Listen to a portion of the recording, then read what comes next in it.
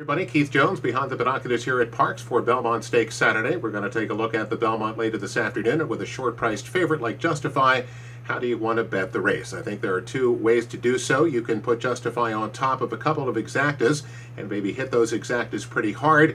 With a short-priced favorite, you can't spread yourself too thin, so you're going to have to take a stand on that second horse in the exacta, maybe take two of those and punch them pretty hard and hope that you get a winning ticket coming back with that. Or if you want to give yourself a chance to maybe win some big money, if something strange happens, you can also take that tack as well. And I think I'm going to take the second tack.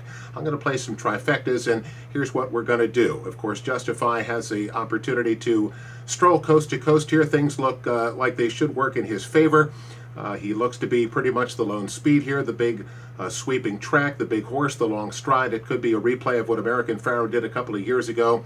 But if that scenario does not play out and it's a horse race, so strange things do happen, I think we're going to see if we can't give ourselves a chance to hit something with some more significant payoff. Now I'm going to put four horses on top at $1 trifecta, put four horses in the middle, those same four horses in the middle, and I'm going to use 7 horses on the bottom, put a couple of bombers in there at the back end, and again, maybe hope some of those come back. So I'm going to put Justify on top. I think the other horses that have a legitimate chance to win, Hofburg out of the Belmont barn has been training great up at Saratoga. The one thing I'm a little bit concerned about, a couple of things that I'm concerned about with Hofburg. I think the price may be a little bit shorter than it should be concerning what his credentials really are, but a trainer like Belmont does not expect that much of a young horse as he is expecting from Hofburg, so I think he thinks a lot of the horse.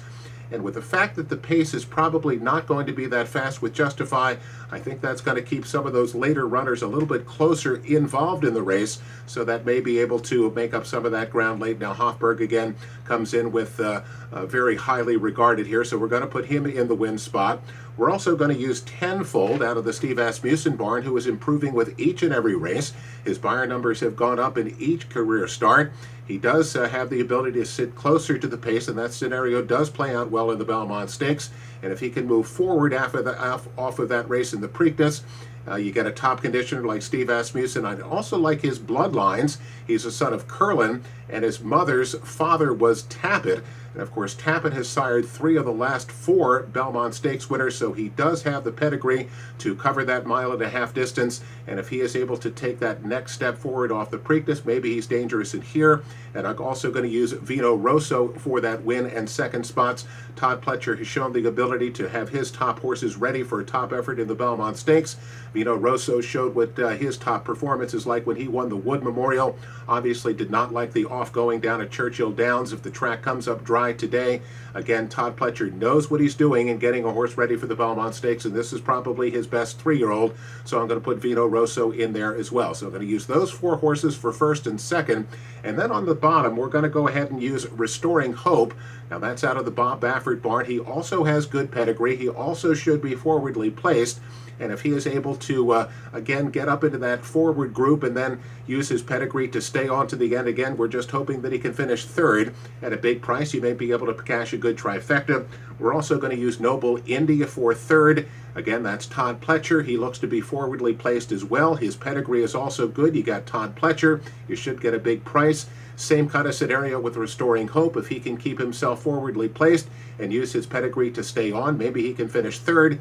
And Blended Citizen out of the very hot Doug O'Neill barn. Now he'll be running late. If he's able to, he already negotiated a good trip over the Belmont track, so he has shown the ability to handle that track.